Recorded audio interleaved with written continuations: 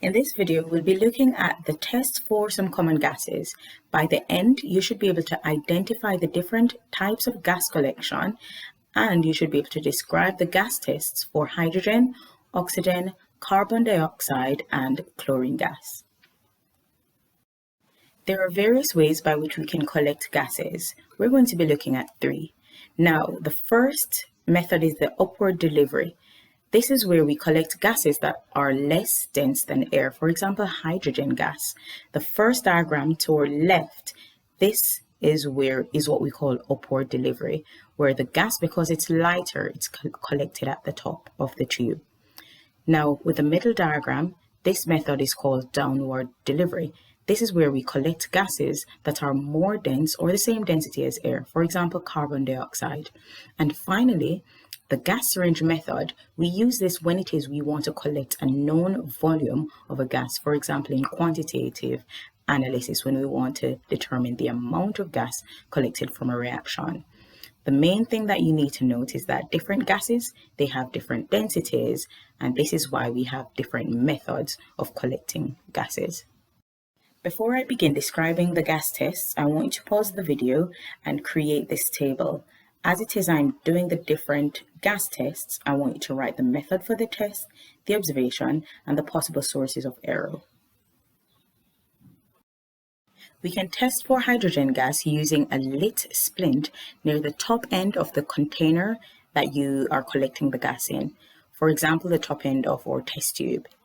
Now, if you hear a squeaky pop sound, this is a positive test for hydrogen gas.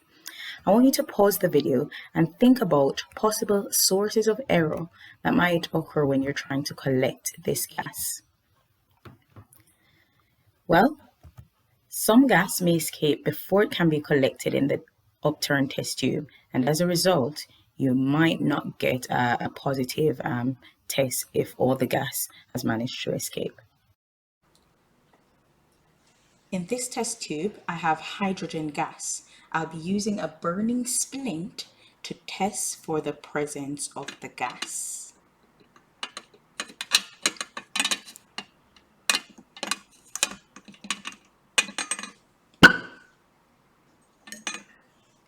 There we go. With hydrogen, we get a pop sound. When testing for oxygen, you can also use a splint, but this time it's a glowing splint that's needed. Now, to produce your oxygen, you can add manganese oxide to about 15 centimeter cube of hydrogen peroxide and just put the glowing splint down into the conical flask. What should happen is that your glowing splint should be relit. Now, the sources of error would be similar to when we were testing for hydrogen by upward delivery. You can also collect oxygen by upward delivery or a method known as water displacement. The source of error, the gas could escape as it's being collected. Our next test will be the test for oxygen. I'm going to be using a glowing splint. Notice what happens.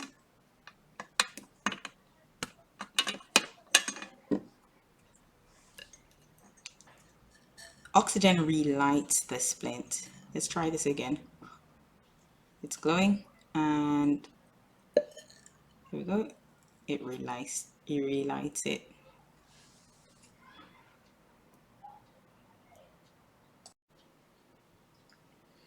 Okay, to test for carbon dioxide, I'm going to be using lime water. Now, lime water is an aqueous solution of calcium hydroxide. So I'm going to pour my lime water into the test tube. The color of lime water, it's actually colorless. It's a colorless solution. So you can see it's colorless. And then what I'm going to do is blow some carbon dioxide into this lime water.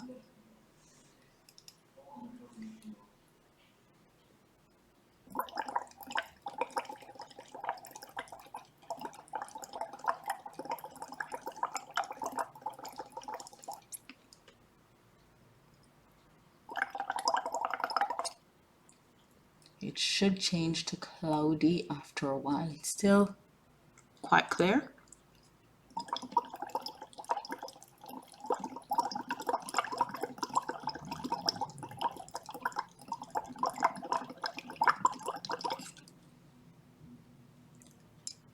It's getting a bit cloudy.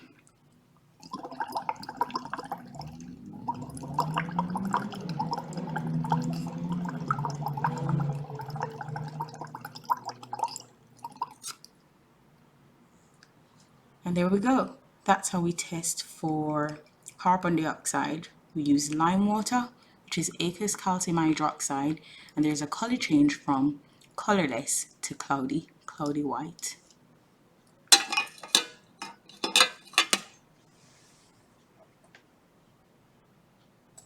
When testing for carbon dioxide, as was shown in the demonstration earlier, we use lime water.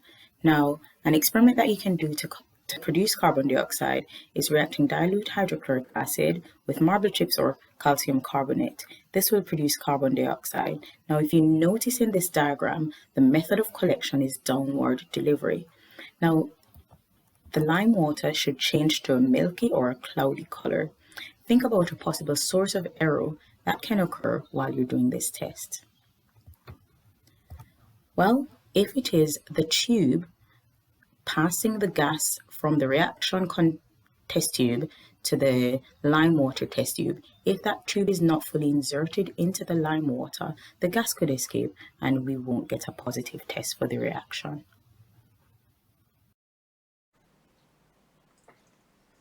Our final gas test will be testing for chlorine gas. Now we're going to be very careful with this because, as you can see, it is toxic and it is an irritant as well. Now to do this test, we're going to need blue litmus paper. So we're going to be using blue litmus paper. What I'll do is put this litmus paper at the top end of the test tube and then observe for any color change.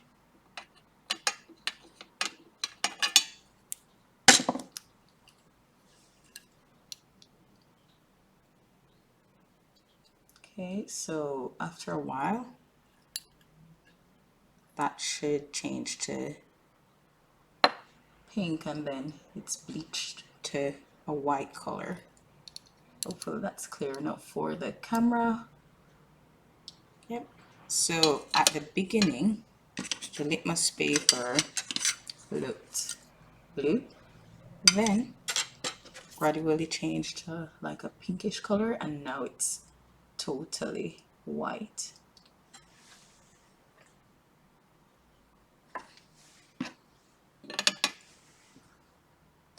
When testing for chlorine gas, as shown in the demonstration earlier, we use blue damp litmus paper. A positive test will turn the blue litmus into red and then eventually bleaches it into white. Now, a possible source of error, if it is your litmus paper isn't damp, you might not see that red color because the water needs to react with the chlorine to form an acidic solution, allowing the litmus to change to that red color. Eventually, the chlorine gas will bleach it, turning it into white. Here's a summary of the tests that we conducted earlier. They're in a different order, but the same tests nonetheless. Chlorine gas, it turns blue damp litmus paper into red and then bleaches it into white. Oxygen relights a glowing splint. Hydrogen, it gives a squeaky pop sound with a lit splint, and carbon dioxide turns lime water milky or cloudy.